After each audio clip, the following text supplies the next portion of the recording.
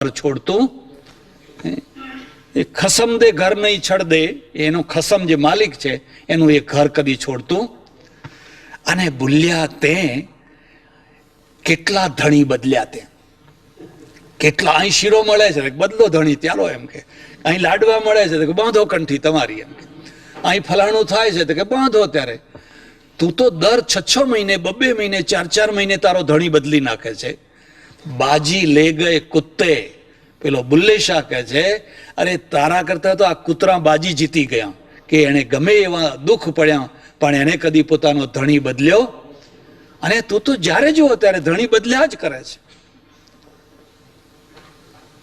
આ એક બહુ મોટી, એમાં આ અસ્પષ્ટતા આવી, એમાં હિન્દુ પ્રજા બહુ દુઃખી થઈ રહી છે. અને એ દુઃખમાં ને દુઃખમાં આખી જિંદગી સુધી એ ગૂંચવાડામાં ને ગૂંચવાડામાં જીવ્યા કરતી હોય છે. એટલે રામ કવન પૂછો મુનિરાયા, હે મુનિરાય મને રામ શું છે તત્વ એ તમે સમજાવો. યાજ્ઞવલ્ક કહે છે કે હું સમજાવીશ નહીં, પણ તમને જેવી શંકા થઈ એવી જ શંકા સતીને થઈ હતી. પાર્વતીનું પૂર્વરૂપ સતી છે. એટલે ઉત્તર આપવો છે પણ સીધો નથી આપવો, ઉદાહરણના દ્વારા ઉત્તર આપવો છે. અને તુલસીદાસની રચના આવો ઉત્તર કેમ અપાવે છે? આવો ઉત્તર એટલા માટે અપાવે છે કે શિવ છે એ રામનું ભજન કરે છે એ બતાવવા માટે. શિવ અને સતી, એમાં શિવ અહર્નિશ રામ રામ રામ રામ રામ શિવ રટે છે. કારણ કે ઠેઠ કાશ્મીરથી માંડીને અમરનાથથી માંડીને રામેશ્વરમ સુધી શિવનો મહિમા છે. અને મારે આ એક નવો દેવ મૂકવો છે અને એની પ્રતિષ્ઠા કરવી છે. હવે એને સર્ટિફિકેટ આના દ્વારા અપાવવું છે કે આ તમે શું, હું એનું ભજન કરું છું ને, હું અહર્નિશ એનું ભજન કરું છું ને. એટલે શિવ છે ને અહર્નિશ રામ રામ રામ રામ રામ રામ રટે છે. એટલે પેલા સતી પૂછે છે અરે તમારાથી વળી મોટું કોણ, તમે વળી કોનું ભજન કરો છો, તમારે કોઈનું ભજન કરવાની જરૂર નથી. તો શિવ કે સતી તને ખબર નથી, હું મારા ઈષ્ટદેવનું ભજન કરું છું ને મારા ઈષ્ટદેવનું નામ છે રામ છે. સતીએ મોઢું જ બગાડ્યું. આ રામ, આ પેલા સીતાના વિયોગમાં ઝૂરે છે ને જાડે જાડે સીતા સીતા સીતા, એને તમે તમારા ઈષ્ટદેવ કહો છો? રામ કે છે હા હું એને ઈષ્ટદેવ માનું છું, એ મારા ઈષ્ટદેવ છે. પણ સતીના મગજમાં કઈ વાત ઉતરી. એટલે સતીએ વિચાર કર્યો કે મારે એની પરીક્ષા લેવી, અને જો હું પરીક્ષામાં પાસ થઉં તો બરાબર છે, પણ મારે એની પરીક્ષા લેવી. એટલે શિવ બિચારા ધ્યાનમાં બેઠા હશે, કંઈ ભજન કરતા હશે, એને સતી નીકળી પડ્યા. યોગાનું યુગ બરાબર એ જ સમયે સામેથી રામ અને લક્ષ્મણ સીતાના વિયોગમાં ઝૂરતા ઝૂરતા સીતે સીતે સીતે વ્યાકુલાત્મા દશરથ તનય હો રે રે વૃક્ષા, હે વૃક્ષો તમે સીતાને જોઈ, તમે સીતાને જોઈ. એટલે આ સતી ખુશ થઈ ગયા અને બિલકુલ સીતાનું રૂપ ધારણ કરી લીધું. સીતાનું રૂપ ધારણ કરીને રસ્તામાં ઊભા થઈ ગયા. આહા હમણાં મને જોશે અને રામ દોડતા આવશે, હા સીતા મળી ગઈ, સીતા મળી ગઈ, સીતા મળી ગઈ. અને પછી હું ખડખડાટ હસી, ઓહો આવા તમે રામ ને, તમને આટલી ખબર નથી. એટલે સીતાજીનું રૂપ ધારણ કરી અને એ ઊભા થઈ ગયા. રામ આવ્યા નજીકમાં, પગમાં પડ્યા અને કહ્યું કે માતાજી મારા દાદા ક્યાં રહી ગયા? કાપો તો લોહી ના નીકળે. પરીક્ષા કરવા ગયા પણ પોતાની પરીક્ષા, હા ના ના ઠીક છે ઠીક છે ઠીક છે મજામાં છે, આમ છે તેમ છે કરી ગોટાળા કરી અને ઘેર આવતા રહ્યા. એમાં આજે કોઈ આવું કરે તો તમારે કોઈને એને દોષ ના દેવો. આ ઠેઠ શિવ પાર્વતીથી ચાલ્યું આવ્યું છે કે આ ઘરમાં થોડા ઘણા ગોટાળા કર્યા વિના છૂટકો જ નહીં. સતી છે ને આવ્યા એટલે શિવજીને ધ્યાનમાં ખબર પડી ગઈ કે આ સતી તો સીતાનું રૂપ ધારણ કરીને હમણાં ઊભી હતી અને પરીક્ષા લીધી. મેં ના કહ્યું હતું છતાં એણે પરીક્ષા લીધી. હવે એ સીતાનું રૂપ ધારણ કર્યું એટલે મારા કામની એ રહી. આ રામાયણ છે, તુલસીકૃત રામાયણ, તુલસીકૃત રામાયણ છે. તો હવે શું કરવું? એટલે શિવજીએ મનોમન સતીનો ત્યાગ કર્યો. હવે મારે ને એને પતિ પત્નીનો સંબંધ ખલાસ, ખતમ. અમે એક સાથે ઘરમાં રહીશું, પણ પતિ પત્નીનો કોઈ વ્યવહાર કરશું. આવો સંકલ્પ કર્યો એટલે ઉપરથી પુષ્પવૃષ્ટિ થઈ, આકાશમાંથી પુષ્પો પડ્યા. એટલે સતીએ પૂછ્યું કે હો, આ ફૂલ શાના પડ્યા? શિવ જાણે છે કે આ શાના ફૂલ પડ્યા છે, પણ સતીને કંઈ કહેવું. દિવસો વીતવા લાગ્યા, શિવજીનો વ્યવહાર બદલાઈ ગયો અને સતી દુઃખી થવા લાગ્યા. સતીને ખ્યાલ આવી ગયો કે શિવ છે એનો આખો વ્યવહાર બદલાઈ ગયો છે. એક બીજી વાત તમને કહું છું, પતિ પત્ની હોય અને બંનેના વચ્ચે દિવાલ ઊભી થઈ ગઈ હોય, જો ત્રીજા માણસે દિવાલ ઊભી કરી હોય તો એ દિવાલને તોડી પાડવી બહુ સરળ કામ છે. કોઈ ત્રીજા માણસે ચાડી કરી, ચુગલી કરી, આ કર્યું તે કર્યું અને બેયના વચ્ચે દિવાલ ઊભી થઈ ગઈ, બે જુદા પડ્યા અથવા ઘરમાં રહેવા છતાં પણ દિવાલ સાથે રહે છે, તો એ દિવાલને તોડવી બહુ સરળ છે. પણ બંનેનું જે પોતાના દ્વારા જો દિવાલ ઊભી થઈ હશે તેને તોડવી બહુ કઠિન છે. કારણ કે દોષનો ટોપલો કોના ઉપર નાખવો? પેલું તો એમ કહી શકાય કે અરે આ તો તારી નણંદે બધું આવું કર્યું, તારી દેરાણીએ કર્યું, તારી જેઠાણીએ કર્યું, તારી સાસુએ કર્યું, પડોશણે કર્યું, એટલે ટોપલો બધો ગયો એના માથા ઉપર. પણ આ બે પોતે જ એમાં કારણ છે, બેમાંથી એક કોઈ કારણ છે, અને જે દિવાલ ઊભી થઈ છે એને તોડવી બહુ કઠિન. અને સતી છે ને મનમાં ને મનમાં દુઃખી થાય છે. એક સ્ત્રી વિધવા છે એટલે એને તો ખાતરી થઈ ગઈ કે હું તો વિધવા છું, એટલે મારે તો હવે આ રીતે જીવન જીવવાનું છે. એક સ્ત્રીનો પતિ પરદેશ ગયો છે એટલે એને પણ એમ છે કે 2 વર્ષે 4 વર્ષે 5 વર્ષે આવશે, ત્યાં સુધી મારે પતિ વિનાનું જીવન જીવવાનું છે, એટલે એ બરાબર છે. પણ મારો પતિ તો મારા ઘરમાં છે અને ઘરમાં હોવા છતાંય મારો નથી. હવે મારે ધીરજ રાખવી, સંતોષ કરવો કે મારે મન મનાવવું તો કેવી રીતે મનાવવું? અને એ એટલા દુઃખી થયા, એટલા દુઃખી થયા, એટલા દુઃખી થયા કે એ મનમાં ને મનમાં કહે છે કે હવે તો મને મોત આવે તો સારું, હવે તો મને મૃત્યુ આવે તો સારું. અને મૃત્યુની આખી વ્યવસ્થા થઈ ગઈ. હું તમને વચ્ચે એક વાત કહું છું. તુલસીદાસજી જ્યારે પાર્વતીનું વર્ણન કરે છે, શિવનું વર્ણન કરે છે, શક્તિનું વર્ણન કરે છે, ત્રિકાલગ્ન શિવ, ત્રિકાલગ્ન શક્તિ, મહાશક્તિ. પણ અહીંયા એવી શંકા નહીં કરવાની કે ભાઈ પાર્વતી સતીને આવી શંકા કેમ થઈ? જો એ ત્રિકાલગ્ન હતા, સર્વજ્ઞ હતા, જગદંબા હતા, તો રામ વિશેનું તત્વજ્ઞાન એમને કેમ નહોતું? એવી શંકા નહીં કરવાની. કારણ કે કવિને તો કવિતા ચલાવવી છે, કાવ્ય ચલાવવું છે, કથા ચલાવવી છે. ને કથા ચલાવવી હોય એટલે કોઈ વાર પાત્રને ડાઉન કરી દે ને કોઈ વાર પાત્રને ઊંચું કરી દે. એમને જેમ મરજી આવે એમ પાત્રને ઘડી નાખે. એટલામાં શિવને સતી બંને બેઠા છે કૈલાસમાં, અને ત્યાંથી જે રસ્તો નીકળે છે ને એ રસ્તામાંથી બધા જાત જાતના વાહનો નીકળવા લાગ્યા. કોઈ ઇન્દ્ર, વરુણ, યમ, કુબેર, પ્રજાપતિ, ફલાણા ફલાણા ફલાણા. સતી ઉત્કંઠાથી પૂછે છે કે તમે બધા ક્યાં જાઓ છો? તમને ખબર નથી? કે ના, તમારા બાપના ત્યાં મોટો યજ્ઞ છે, દક્ષ પ્રજાપતિના ત્યાં બહુ મોટો યજ્ઞ છે ને અમે એ યજ્ઞમાં જઈએ છીએ.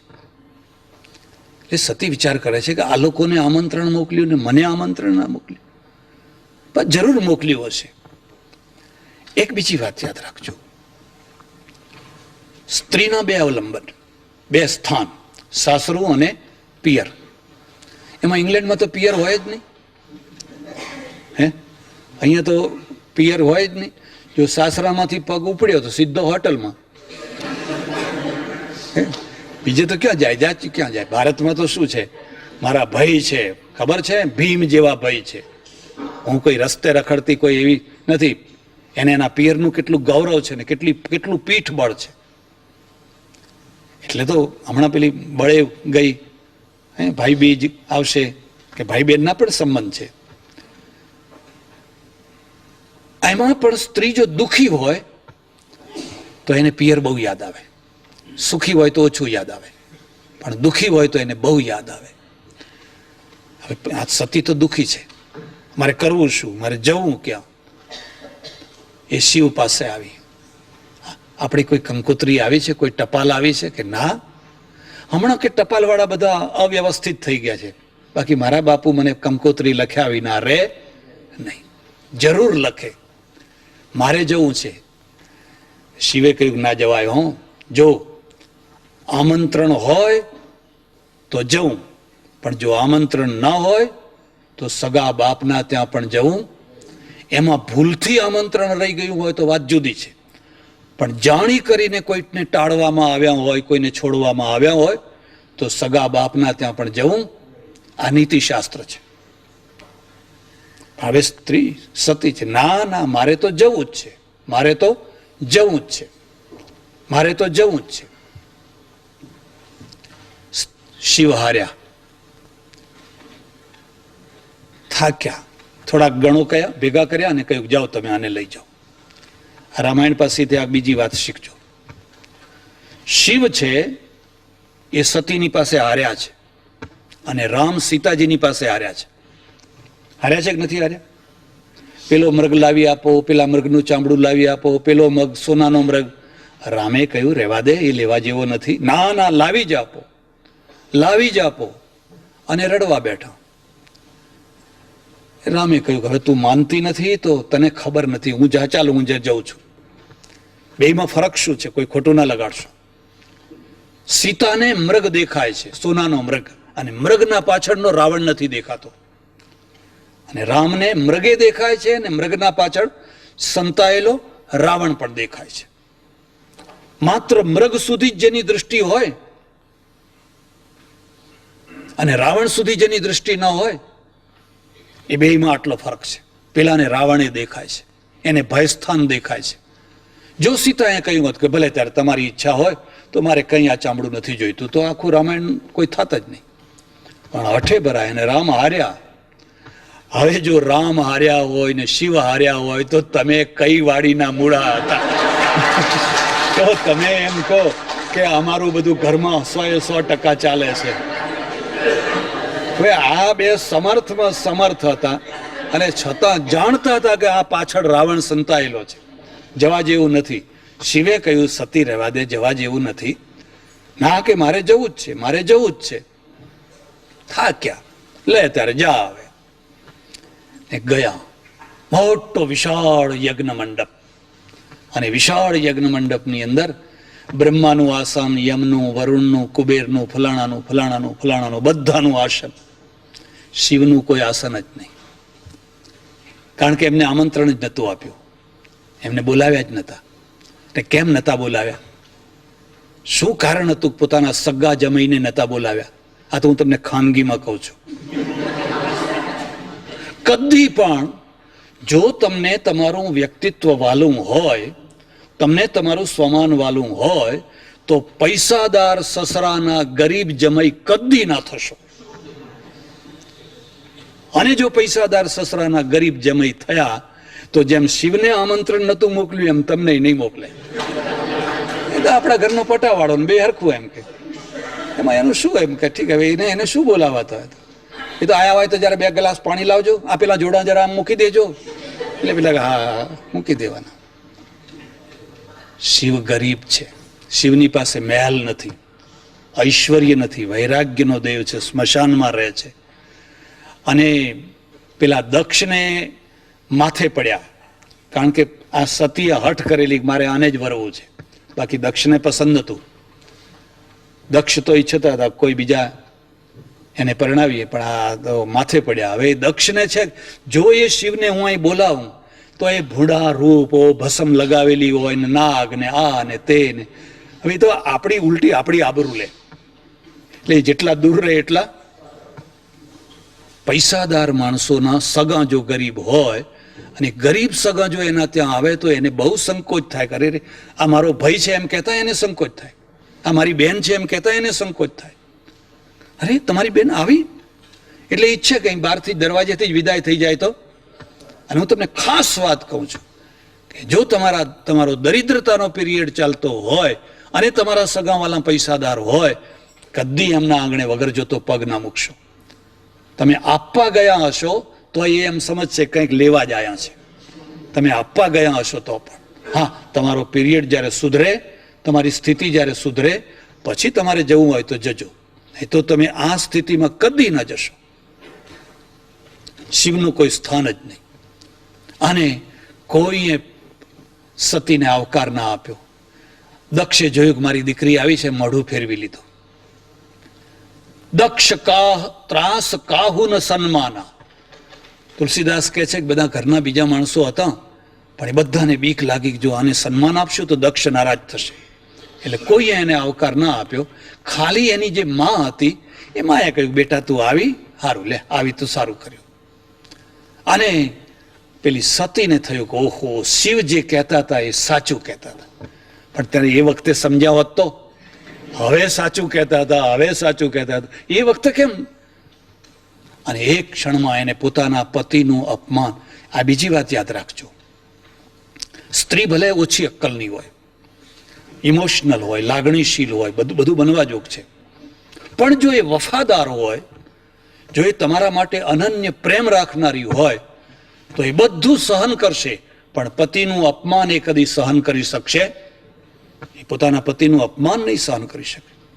એને તો મારું અપમાન કરો, પણ મારા પતિનું અપમાન હું સહન નહીં કરી શકું. શરત એટલી છે કે સાચી લાગણીશીલ વફાદાર હોય તો. અને એને એવો ક્રોધ ચડ્યો, એવો ક્રોધ ચડ્યો, એવો ક્રોધ ચડ્યો, જે મોટો યજ્ઞકુંડ બનાવેલો એ મોટા યજ્ઞકુંડની વેદી ઉપર જઈને ઊભી રહી અને મનોમન પ્રાર્થના કરી, શિવ તમે સાચા હતા, મેં તમારી આજ્ઞાનું પાલન ના કર્યું, મેં તમારી વાત માની નહીં, અને આજે અમારી આ ભોંડી દશા થઈ.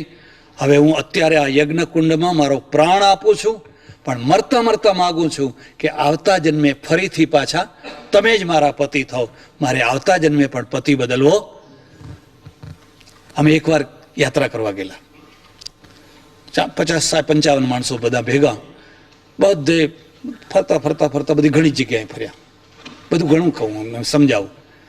એમાં એક જગ્યા એવી આવી, મોટો વિશાળ કુંડ, બધાને ઊભા રાખ્યા. બધા જોડકા હતા ને, પતિ પત્ની વાળા બધા જોડકા, બધાના હાથમાં પાણી આપ્યું. મેં કહ્યું જુઓ, આ કુંડની મહિમા એવી છે કે યાત્રા કરનારો માણસ યાત્રા કરી કરી કરી કરીને અહીંયા આવે અને જો અહીંયા એ પ્રતિજ્ઞા કરે કે હે ભગવાન, આવતા જન્મે પણ અમારે આજ જોડું થવું છે, આજ પતિ પત્ની થવું છે, તો ભગવાન એમને 7 જન્મ સુધી પતિ પત્નીનું એનું એ રૂપ આપ્યા કરે. 18 દંપતી ઉભેલા, 18 દંપતી, એમાંથી 16 પાણી ફેંકી દીધું. અરે અરે મેં કહું આ પાણી કેમ ફેંક્યું? અરે મહારાજ કે આ જન્મ મહાડ પાર પાડી રહ્યા છે ને તમે પાછા નવા 7 જન્મ ક્યાં ભેગા કરો છો? આટલો જન્મ જ મહાડ પાર પડી રહ્યો છે, તમે વળી 7 જન્મની વાત કરો છો? 2 દંપતીઓ ના, મને એ બે હાથમાં લઈને ઉભેલા. મેં કહ્યું તમે કેમ ના ફેંક્યું? મને કે ના, અમારે તો 7 નહીં પણ 14 જન્મ સુધી જો થતું હોય તો અમારે તો આ જ જોડું જોઈએ છે, બીજું જોડું જોઈતું. એણે પ્રતિજ્ઞા કરી, જો મેં શિવની અનન્ય ભક્તિ કરી હોય, મેં થોડું ગાંડપણ કર્યું, મેં થોડું બાળકપણું કર્યું, મારી ભૂલ થઈ ગઈ, પણ મારું હૃદય ખરાબ નથી, તો હું માગણી કરું છું કે મને ફરીને શિવ જ પતિ મળે, આવતા જન્મે પણ હું શિવને જ વરું, એવી મારી ઈચ્છા. ને હર હર મહાદેવ કરીને કુંડમાં કૂદી પડી. દક્ષનો યજ્ઞ ભંગ થયો અને પેલા જે ગણો આવેલા ને જે વિફર્યા તો મારને ધડાધડ થઈ ગયો, આખો યજ્ઞ વિધ્વંસ થઈ ગયો. શિવને ખબર પડીને શિવ ત્યાંથી આવ્યા. શિવ પણ એટલા જ વ્યાકુળ થઈ ગયા. સતી સતી સતી સતી, એ મળેલું ઝૂલસી ગયેલું જે મળદું પોતાના ખભા ઉપર નાખી અને વ્યાકુળ થઈને જેમ રામ સીતાના પાછળ રખડ્યા ભટક્યા, એમ શિવ પણ ભટક્યા. તુલસીદાસે આ કથા લખી છે. કેટલા મહિનાઓ સુધી એ મળદું એમના ખભા ઉપર રહ્યું. દેવોએ જોયું કે ભાઈ આ તો હવે ક્યાં સુધી આવું ને આવું ચાલશે, આ ગાંઠપણ ક્યાં સુધી ચાલશે? પછી એના ટુકડા કર્યા અને એ ટુકડો જ્યાં પડ્યો ત્યાં શક્તિપીઠ થઈ. આપણે એમ માનીએ છીએ કે એના 51 ટુકડા થયા અને 51 જગ્યાએ શક્તિપીઠ થઈ. ઠેઠ હિંગળાજ માતા બલુચિસ્તાનમાં, હિંગળાજથી માંડીને કામાક્ષા દેવી આસામમાં, ત્યાં સુધી તમે આખા ભારતમાં ફરો તો 51 ટુકડા પડેલા અને 51 ટુકડાના કારણે ત્યાં શક્તિપીઠો થઈ. આનું અધ્યાત્મ રૂપ છે. આ તો લૌકિક રૂપમાં મેં તમને વાત કરી. તમને ખબર છે ગુજરાતમાં કયો ટુકડો પડ્યો? હૃદય પડ્યું. હૃદય, હાર્ટ પડ્યું. એટલે ગુજરાતી ઇમોશનલ હોય છે, એટલે ગુજરાતીઓ બધા લાગણીશીલ હોય છે.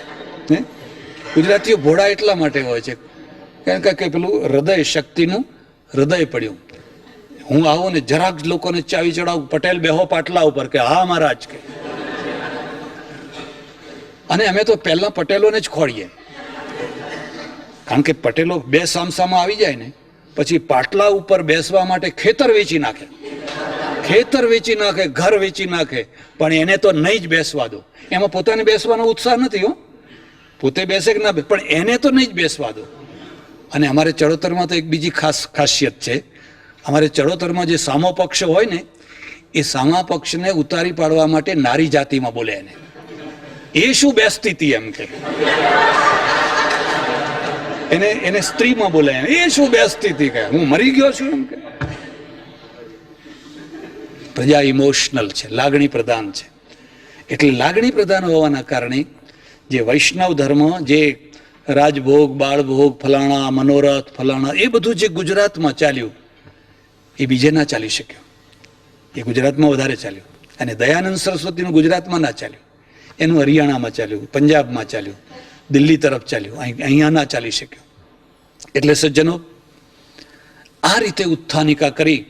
અને એ ઉત્થાનિકાના પાછળનો હેતુ એ છે કે શિવ પણ રામ રામ રામ રટે છે. અને રામની શોધમાં પેલા ભરદ્વાજ ઋષિ નીકળ્યા છે અને એમના સમાધાન માટે આ કથા મૂકી છે.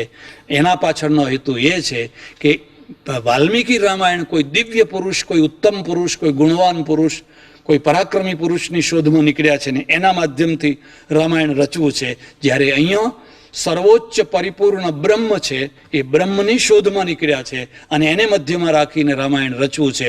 જો આ બે ભેદ તમને ખ્યાલમાં આવશે તો આગળના રામાયણ તમને બેયને વધારે સરળ થઈ જશે. અને આનું મૂળ કારણ એ છે કે મહર્ષિ વાલ્મીકીને કોઈ સંપ્રદાય નથી, એ તો ઋષિ છે. ત્યારે તુલસીદાસજીને રામાનંદ સંપ્રદાય છે અને રામાનંદ સંપ્રદાયના ઈષ્ટદેવ રામ છે. અને રામની સર્વોપરિતા બતાવવા માટે એ વખતના જે સર્વોપરી ભગવાન છે એ સર્વોપરી ભગવાનને સાધક બનાવી દેવાના છે. એ પણ એમનું ભજન કરે છે. આ બંનેના પાછળનો હેતુ છે. કૃષ્ણ કનૈયા સદગુરુ નમઃ પાર્વતી પતે હર હર મહાદેવ હર.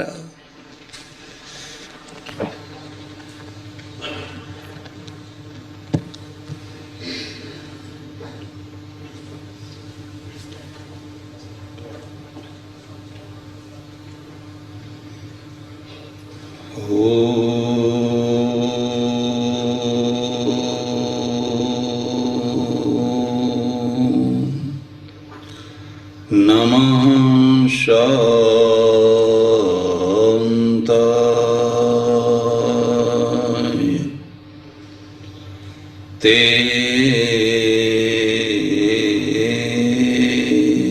તેજસે. સજ્જનો અને બહેનો, મહર્ષિ વાલ્મીકી વિરચિત રામાયણ અને સંત શિરોમણી તુલસીદાસજી મહારાજ વિરચિત રામચરિત માનસ, આ બંને મહાન ગ્રંથોમાં શું શું વિશેષતા છે, શું શું ફરક છે અને એની સમાજ ઉપર, ધર્મ ઉપર શી અસર છે એ બાબતની થોડી ચિંતના ચાલી રહી છે. એક વાત ધ્યાનમાં રાખજો, સાહિત્ય જે બહુ પ્રચલિત હોય એની અસર હોય જ નહીં એવું કદી બને નહીં. જેમાં બહુ પ્રચલન ક્ષમતા હોય એવા સાહિત્યની જનમાનસ ઉપર અસર થવાની જ એક પ્રકારથી સાહિત્યના દ્વારા પ્રજા ઘડાતી હોય છે. ધર્મનું સ્ટેજ રાજનું સ્ટેજ, સાહિત્યનું સ્ટેજ અને શિક્ષણનું સ્ટેજ. આ જે સ્ટેજો છે એ પ્રજાને ઘડવાના સ્ટેજો છે. અને પ્રજાને જે ઘડવાનું રૂપ છે એ 4 ભાગમાં છે. તમે પ્રજાને કેવી ઘડવા માંગો છો, આ 4 ભાગ યાદ રાખવા જેવા છે. પ્રજાને માનવતાવાદી બનાવવી છે, પ્રજાને રાષ્ટ્રવાદી બનાવવી છે, પ્રજાને કોમવાદી બનાવવી છે કે પ્રજાને સંપ્રદાયવાદી બનાવવી છે. પ્રજા જો સંપ્રદાયવાદી બને તો એ તો કોરો કાગળ છે, એને કોઈએ બનાવી છે. પ્રજા જો કોમવાદી બને તો એ પણ એને કોઈ ઘડનાર, કોઈ બનાવનાર છે. પ્રજાનું સારામાં સારું ઘડતર છે એને રાષ્ટ્રવાદી બનાવવી, એને માનવતાવાદી બનાવવી. જો આપણે પ્રજાને રાષ્ટ્રવાદી કે માનવતાવાદી ના બનાવી શકીએ તો હું માનું છું કે આ બધા સ્ટેજોનો ભયંકર દુરુપયોગ છે, એનો ભયંકર દુરુપયોગ છે. એટલે મહર્ષિ વાલ્મીકી અને સંત તુલસીદાસજી, આ બંનેમાં જે એક પાયાનો ભેદ છે એ છે કે વાલ્મીકીને કોઈ સંપ્રદાય નથી. આ એક બીજી મુદ્દાની વાત યાદ રાખજો. સંપ્રદાય વિનાની ધાર્મિકતા એ શુદ્ધ ધાર્મિકતા છે. માનો કે ગાંધીજી ધાર્મિક માણસ છે પણ સાંપ્રદાયિક નથી. સંપ્રદાયમાં જન્મ્યા છે, એ જન્મ્યા છે સંપ્રદાયમાં, અને એના માટે 2 લીટીમાં અભિપ્રાય આપી દીધો. હવેલીની પરંપરામાં મારો જન્મ થયો પણ હવેલીમાંથી મને કશું ના મળ્યું. મોટા પુરુષ માટેની આ 2 લીટીઓ તો બહુ થઈ ગઈ. પછી એ ધર્મની શોધમાં નીકળી પડ્યા, ઘણા ધર્મોનું અધ્યયન કર્યું પણ કોઈ સંપ્રદાયમાં એ દીક્ષિત ન થયા, કોઈ સંપ્રદાયમાં દીક્ષિત ન થયા. એટલું જ નહીં પણ એ કોઈ સંપ્રદાયના દ્રોહી ન થયા. સાચી ધાર્મિકતા એ દ્રોહ પેદા નથી કરતી, એ તો સમજણ પેદા કરે છે. એ કોઈના દ્રોહી ન થયા. કુંભ મેળામાં ગયા, તમે સત્યના પ્રયોગો જોજો, અને કુંભ મેળામાં એક નાનું સરખું ચેપ્ટર એમણે લખ્યું કે આ કુંભ મેળામાં જોયું મેં કે કેટલાક લોકો દૂધપાક પૂરી ખાવા માટે જ આવ્યા છે. મને લાગે છે કે અડધી વાત લખી, એમાં બીજો આટલો ઉમેરો કરવાની જરૂર હતી કે કેટલાક લોકો દૂધપાક પૂરી ખવડાવવા માટે જ આવ્યા છે. કારણ કે અમને અનુભવ હોય ને, દિવસમાં 1 વાર જમણ થાય એટલે લોકો આગ્રહ કરે કે ના મારું તો કરવું જ પડશે, પછી સાંજે એનું બીજી વાર કરે, એટલે ત્રીજો કહે કે ના મારું તો કરવું જ પડશે, તો દિવસમાં પાછું 3જી વાર કરવાનું થાય. હવે ભાઈ એને કહીએ કે ભાઈ 1 વાર જમવાનું થઈ ગયું છે, 2 વાર થઈ ગયું છે, કે ના આવો મોકો ક્યાં ફરીને મળવાનો હતો. અને એમણે કુંભ મેળો છોડી દીધો, કુંભ મેળાનો ત્યાગ કરીને ચાલ્યા ગયા. આ ધાર્મિકતા છે, સાંપ્રદાયિકતા નથી. માણસને ધાર્મિક બનાવવો છે, નાસ્તિક નથી બનાવવો, પણ માણસને સાંપ્રદાયિકતાથી પણ બચાવવો છે. અને જો એ સાંપ્રદાયિકતાથી ન બચાવી શકાય તો મારી વાત સાથે તમે સંમત થાવ કે ન થાવ, પ્રત્યેક શુદ્ધ ધર્મને નાસ્તિકતાનો કોઈ ડર નથી. સૌથી વધારે ડર એને સાંપ્રદાયિકતાનો છે. સાંપ્રદાયિકતાનો અને સૌથી મોટામાં મોટો ડર છે, એને નાસ્તિકતાનો કોઈ ડર નથી. એટલે ભારતનું જે કંઈ સ્વરૂપ થયું એ સ્વરૂપમાં સંપ્રદાયો ઉદિત થવા લાગ્યા, અને સંપ્રદાયો પોતપોતાના ગ્રુપો બનાવવા લાગ્યા. એ ગ્રુપો અંદર અસહિષ્ણુ થવા લાગ્યા. એ અસહિષ્ણુતામાંથી ઝઘડા થવા લાગ્યા, અને પહેલેથી વહેંચાયેલી પ્રજા, વિભાજિત પ્રજા વધુ ને વધુ વિભાજિત થતી ગઈ. એનો સરવાળો થાય એવો કોઈ દિશામાંથી કોઈ પ્રયત્ન જ નહીં. આપણે તો બાદબાકીના ગણિતને લઈને ચાલીએ છીએ, ભાગાકારના ગણિતને લઈને ચાલીએ છીએ. સરવાળાનું તો ગણિત જ નથી. તમારી પાસે સારામાં સારા 3 યોદ્ધા છે. અર્જુન છે, કર્ણ છે, એકલવ્ય છે. આ ત્રણેય એકબીજાથી ચડે એવા છે, ત્રણેય મહાન છે. પણ કદી ત્રણેયનો સરવાળો થવા દીધો? આપણે તો હંમેશા અર્જુન માઇનસ કર્ણ, અર્જુન માઇનસ એકલવ્ય, એટલે આપણી પાસે એક અર્જુન જ રહ્યો, એક અર્જુન જ રહ્યો. ત્રણેયનો સરવાળો ન કરી શક્યા. અને આ સરવાળો કરવાના જે સ્થાનો હતા એ સ્થાનોએ બાદબાકીની આખી સંસ્કૃતિકો, અધ્યાત્મકો, જે કંઈ કહો એ બાદબાકીનું ચલાવ્યું. આ બાદબાકી આજ સુધી ચાલુ છે.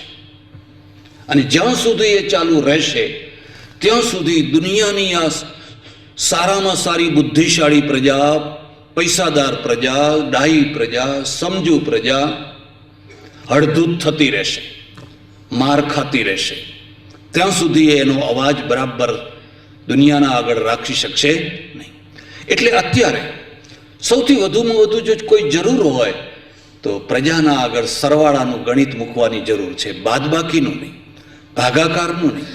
હું એક નવો સંપ્રદાય લઈને આવું અને લંડનમાં થોડાક માણસોને દીક્ષિત કરું અને પછી જાઉં, પછી બીજો આવે, બીજો લઈને આવે, ત્રીજો આવે, ત્રીજો લઈને આવે. એવું તો કેટલા વર્ષોથી અહીં ચાલ્યા કરે છે દેશમાં ને અહીંયા. પણ હું કોઈ સંપ્રદાય લઈને ના આવું, કોઈ પ્રકારનું વિભાજન લઈને ના આવું. હું તો માત્ર એટલું જ કહેવા આવું કે તમે સંપ્રદાય મુક્ત ધાર્મિકતાને સમજો, સાચી ધાર્મિકતાને સમજો. આપણો ઋષિ યુગ છે એ ધાર્મિક યુગ છે, સાંપ્રદાયિક યુગ નથી, એ ધાર્મિક યુગ છે. અને પછી જે સંપ્રદાયો ચાલ્યા, જે એટલું મારે તમને એ પણ કહેવું જોઈએ, તુલસીદાસજી રામાનંદ સંપ્રદાયના અનુયાયી છે, પણ એ કટ્ટર અનુયાયી નથી, એ ચુસ્ત અનુયાયી નથી. રામાયણ માનસમાં બહુ મોટો સમન્વય કર્યો છે, બહુ મોટી એકતા કરવાનો પ્રયત્ન કર્યો છે. પણ એકતા એમની શરતે, અને એ શરત શું છે? રામ સર્વોપરી, રામ સર્વોપરી. બાકી બધા ખરા, પણ એ બધા એમના ભક્તો.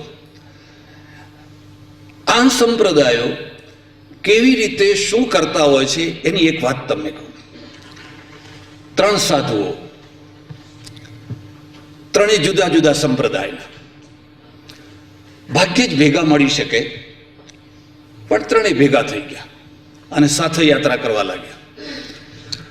અમારામાં કેટલાક લોકો બહુ સારા હોય છે, બહુ વિશાળ હૃદયના હોય છે, કેટલાક સંકુચિત હોય છે. આ ત્રણેય ફરે એવું નાનું સરખું એક ગામ, અને સાંજના ટાઈમે એ ગામમાં આવ્યા. મંદિરમાં ઉતારો, મંદિરમાં ઉતારો તો ખરો. લોકો બધા દર્શન કરવા આવે મંદિરના.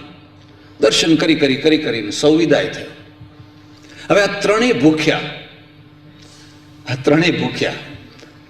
હું તમને ભલામણ કરું છું કે જો આ જિંદગીનો અનુભવ કરવો હોય ને તો વધુ નહીં તો 6-12 મહિના આમાં આવો, પછી પાછા હતા ત્યાં ને ત્યાં. તમે હિંમત તો કરો, જુઓ તો ખરા. બધા જતા રહ્યા ને આ ત્રણેય ભૂખ્યા. હવે કોણ? એક ડોશીમાં પાછળ રહી ગયા. ડોશીમાં પાછળ રહી ગયા એટલે એમણે પૂછ્યું કે મહારાજ જમ્યા છો? તો કે ના માં, ચિંતા ના કરો, હમણાં હું મારા ઘરમાં ભેંસ છે તો ભેંસનું દૂધ લાવું છું, તમે બધા પીજો. એમ કે એક બીજી વાત પણ હું તમને કહું છું. આટલા વર્ષોના અનુભવ પછી હું તમને કહું છું કે મારા પ્રવચનોને વખાણ કરનારા, એનું પુસ્તકો વાંચનારા, ફલાણા વાંચનારા ઘણા લોકો હોય, પણ જમવાની ચિંતા કરનાર તો જેને કદી પુસ્તકે ના જોયું એવું કોઈ ડોશી જ હોય. એને પુસ્તકની કંઈ ખબર ના હોય, એને એટલી જ ખબર હોય કે મહારાજ ભૂખ્યા છે. વિવેકાનંદે એક જગ્યાએ લખ્યું છે, એક મોટા શહેરમાં એમને પ્રવચન કરવા બોલાવ્યા અને આવા મોટા હોલમાં એમણે સરસ મજાનું પ્રવચન કર્યું. ડૉક્ટરો, વકીલો, ફલાણા બધું એજ્યુકેટેડ વસ્તી આવેલી. અને કંઈ ખુશ થયા, કંઈ લોકો ખુશ થયા. બન્યું એવું કે સામે જ એક થાંભલાને અડીને એક ડોશી બેઠેલા, અને આ પ્રવચન જેવું શરૂ કર્યું એવા જ એણે ઊંઘવા માંડ્યું. ઝોકા ખાવા માંડ્યો. આ ઝોકા ખાનારા છે ને એ અમારા દુશ્મન. અમારા તો ઠીક જાણે, પણ ગઝલવાળાના તો મહા દુશ્મન. એટલે ગઝલવાળા કોઈ જેવા તેવાને સામે ના બેસવા દે. એમના જ વાહ વાહ ઉસ્તાદ એવું બોલનારા થોડાક બેસાડે. પેલો લડવૈયો છે ને એને જેમ પાનો ચડાવવો પડે એમ શ્રોતાઓ અમને પાનો ચડાવે ને તો જ આ કમળ ખીલે. અને જો બે ચારને ઊંઘતા બેસાડી દીધા તો ખલાસ, આખો પ્રોગ્રામ બગડી ગયો સમજો. હવે આ ડોશી ઊંઘવા માંડ્યા અને થોડી વાર થાય ને નજર ત્યાં જાય અને ડોશી ઝોકા ખાતા. એવો ક્રોધ આવે કે આ ડોશીને કોઈ અહીંથી ઉઠાડે તો સારું. હવે કરવું શું? કાર્યક્રમ પૂરો થયો. વખાણ કરતા બધા લોકો જતા રહ્યા. પાછળથી સૌના પાછળથી પેલા ડોશીમાં આવ્યા અને વિવેકાનંદ કહે છે કે મને એને જોઈને ગુસ્સો આવ્યો કે તું અહીં સામે કેમ બેઠી હતી? ઊંઘવું જ બધી પાછળ ઘણી જગ્યા હતી. આ બીજી વાત પણ તમને કહું છું કે તન્મય થઈને નહીં સાંભળનારા અને ઝોકા ખાનારા હંમેશા આગળની સીટ પસંદ કરતા હોય છે.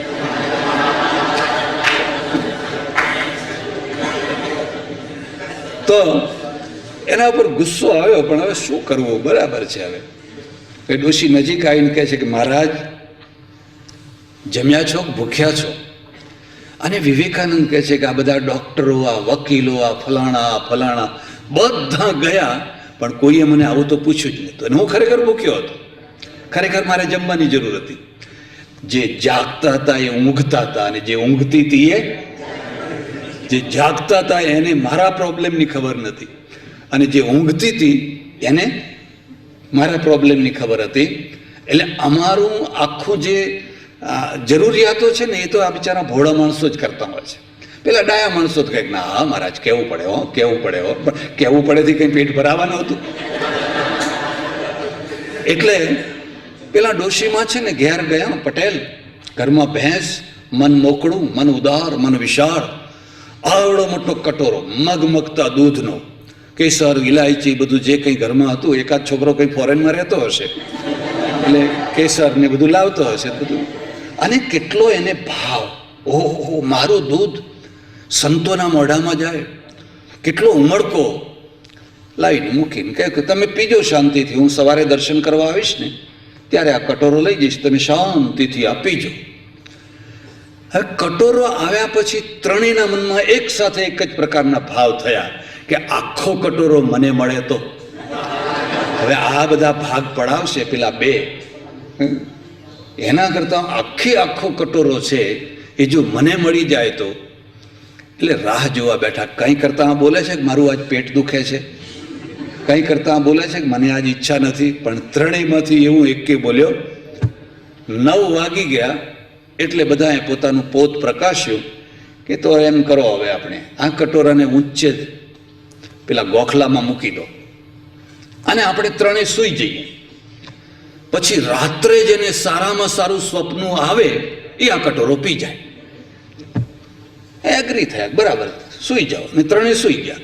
હવે આ ત્રણમાં એક વૈષ્ણવ પરંપરાનો, એક શૈવ પરંપરાનો અને એક હનુમાનજીની પરંપરાનો, ત્રણેય સૂઈ ગયા. પરોળીએ સવારે ઉઠ્યા, ત્રણેય બોલો ચાલો તમારું સ્વપ્ન કહો.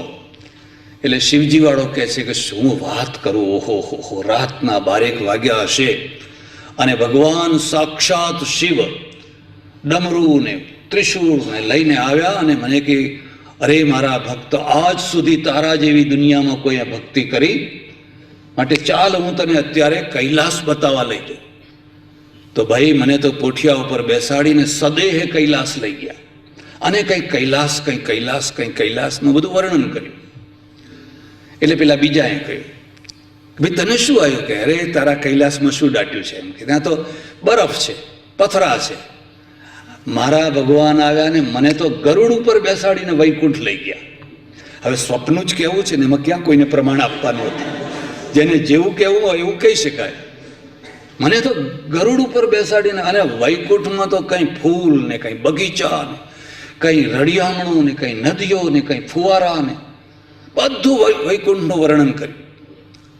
એટલે પેલા હનુમાનજી વાળાનો વારો આવ્યો કે ભાઈ તમારો, કે ભાઈ મારે તો બહુ ફૂડું થયું. એમ કે 1 વાગ્યો હશે અને લાલ ચોળ શરીરને મોટું વિશાળ, આવડી મોટી મોટી આંખો, હાથમાં ગદા અને હનુમાનજી આવ્યા. આમ આંખો ફાડીને ઊભા રહ્યા. એટલે હું તો ડરી ગયો. મને કહે છે, ઓટ ઓટ, આ કટોરો પી જા, આ કટોરો પી જા. તો મેં તો કહ્યું, મહારાજ મારાથી ના પીવાય. ગદા આમ ઊંચી કરીને તે હું તો ડરતો ડરતો ઉઠ્યો અને કટોરો પી ગયો. અને પેલા એ જોયું તો ખરેખર કટોરો ખાલી હતો. તો પેલા બેને ગુસ્સો આવ્યો.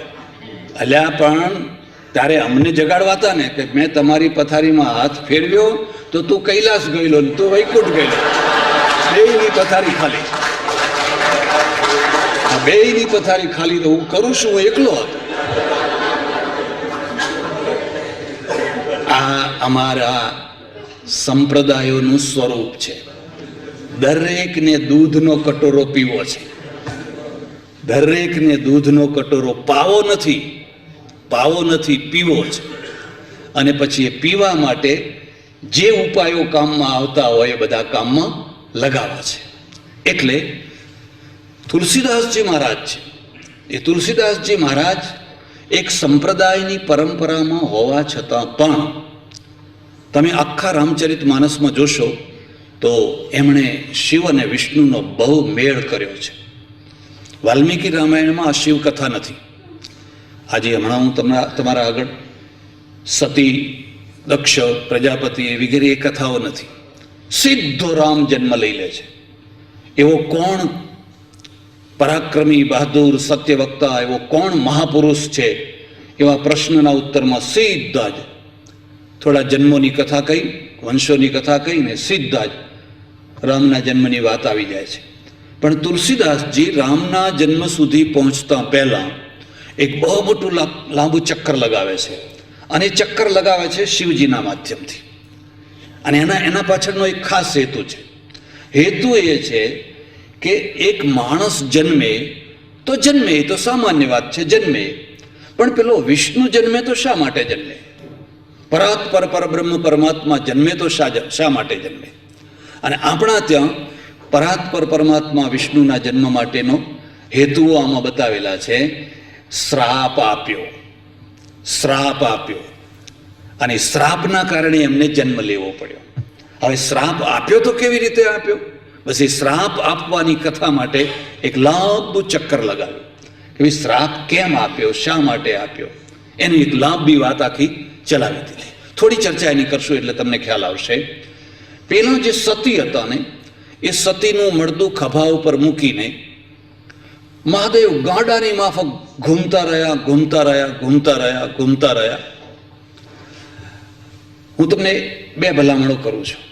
જો તમને થોડો પણ સંસ્કૃતમાં રસ હોય તો તમે ચાણક્યને જરૂર વાંચજો.